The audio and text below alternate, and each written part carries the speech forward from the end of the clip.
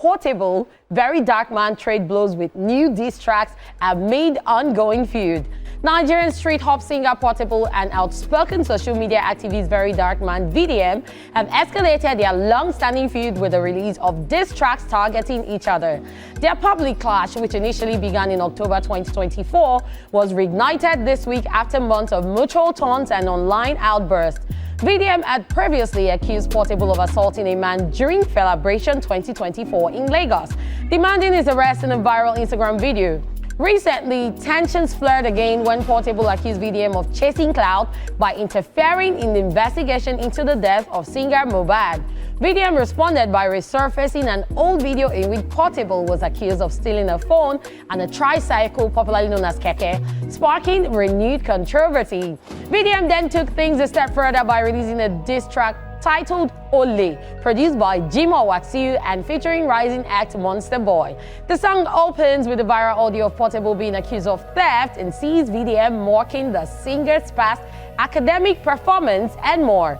I quote, "You thief, oh, you thief keke, ole, then beats you, ole." End of quote, he raps, while also alluding to political figures in his lyrics.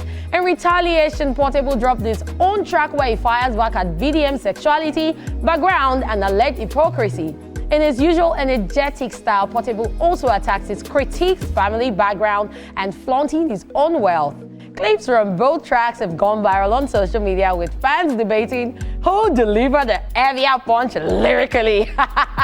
While the songs have sparked considerable online buzz, observers hope the back and forth remains limited to music and does not spiral into real-life violence. But if it does spiral, Portable will be up for that one because he likes his boxing matches, though. Well, I don't think so. I feel like, yeah, Portable is very ratchet. Exactly. He has always been that person. But I don't think VDM is a very easy nut to crack. Because you won't want to be caught in that kind of. I don't think so. So I feel like this situation is a situation of two people that like drama meeting themselves.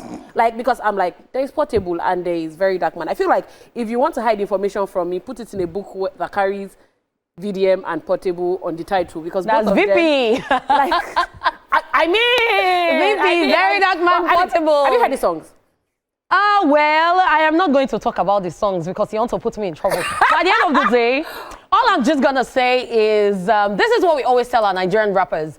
When you have issues, Nigerian singers, Nigerian rappers, when you have issues with other celebrities, put it in your music and get that music to the... So my point is, he understands that Portable is a singer and that's the only way to talk to him. So he decided to rap. I feel like going against Portable is a waste of time and studio session, because I'm like, Portable, like, it just feels like if you want to get dirty, you fight dirty. And I mean, nah. But then, all the best to Portable and VDM. We hope somebody helps you settle it. So that.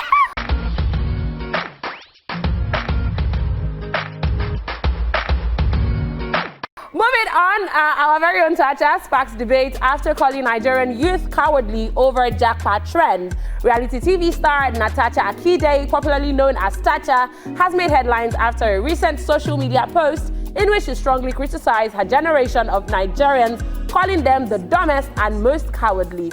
In a passionate statement shared online, the former Big Brother Naija housemate expressed disappointment in the growing trend of young Nigerians leaving the country, popularly known as Japa, in search of better opportunities abroad.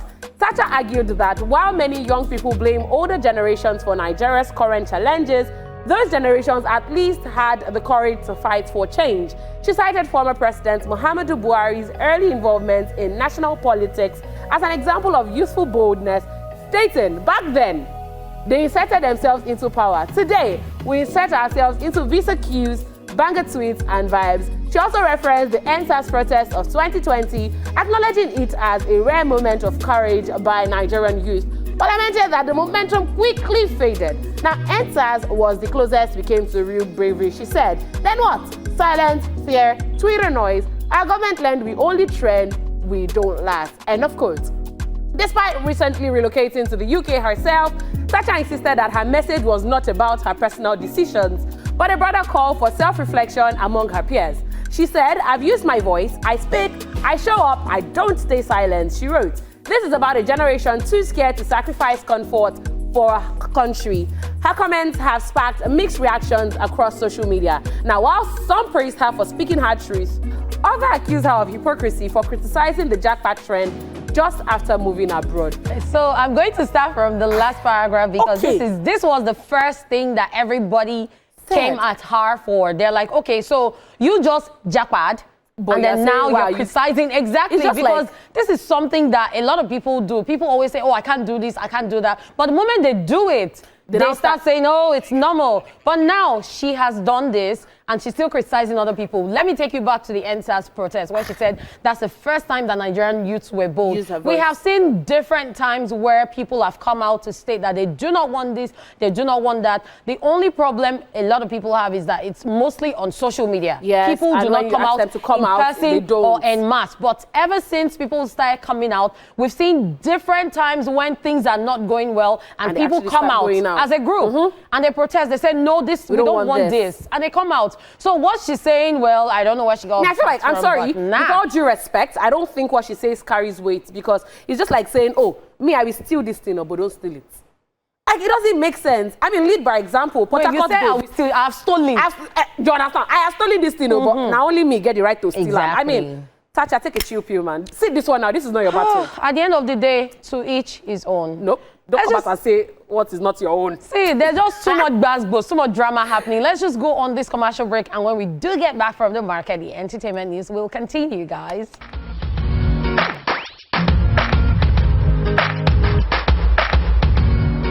Come on.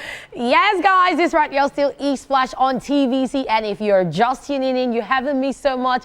It is still entertainment news. Now we're going foreign. Kingston's mother sentenced to 5 years in prison.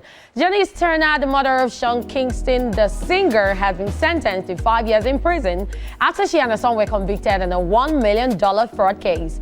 Back in March, a jury found Janice Turner and Kingston guilty of 5 wire fraud-related offenses, court records show. They were indicted in July 2024, weeks after authorities raided Kingston's rented 7-bedroom home in Southwest Ranches. Kingston and Turner, according to the indictment, orchestrated a lucrative wire fraud scheme from April 2023 to March 2024. They falsely represented that they made legitimate wire transfers for vehicles, jewelry, and other goods, but the businesses never received payment. Among their alleged fraudulent transactions included $480,000 for 2 watches, $285,000 for another watch, and $159,702.78 for a car, totaling more than $1 million in goods. Janice Turner was facing up to 2 years in federal prison. Her attorneys urged U.S. District Court Judge Davis S. Leibowitz sentenced Turner to 2.5 years because of a charity work, myriad of health issues, and minimal criminal history. At the sentencing, Leibowitz reportedly described Turner as the nerve center of the fraud scheme. In a document filed days before the sentencing, Turner's attorneys acknowledged that she will be deported to Jamaica due to her conviction. In 2006, Turner pleaded guilty to bank fraud and served more than a year in federal prison. I quote, Ms. Turner will go to prison. She has earned the prison sentence, end of quote, the filing said. I quote, however, a sentence greater than 30 months is a waste of taxpayer resources based upon the history and characteristics of Ms. Turner, end of quote. Meanwhile, her son, Kingston, whose real name is Cassian Anderson, will be sentenced on August 28th. Kingston, a South Florida native, is best known for hit songs Beautiful Girls, Fire Burning, and Eeny Meeny with Justin Bieber. During the late 2000s, he became a best-selling reggae artist with several Billboard Top 10 singles. Ha! Finally, we've come to the end of the mother. Now remains the son. This is crazy. Pablo Wirefonda studied abroad. Ha! Pablo Wirefonda studied abroad. I went abroad to study. But I mean, look at the bright side. He's not going to be lonely. Mommy is there. Baby is there. Stop it! Well, I mean, mommy and baby. If you went alone, or if she went alone, it will have not been nice. But both of them, see it as team bonding, see it as family bonding. Congratulations to you, Kingston and Mommy Sean. I'm just glad that this whole thing has been resolved, and we can't wait to know what Kingston's sentencing will be. It's been a long time coming, and this is really, really sad, but this is also a lesson to people out there who want to live fake lives and who want to show what they do not have. You didn't pay them, but you got the goods. That is very bad.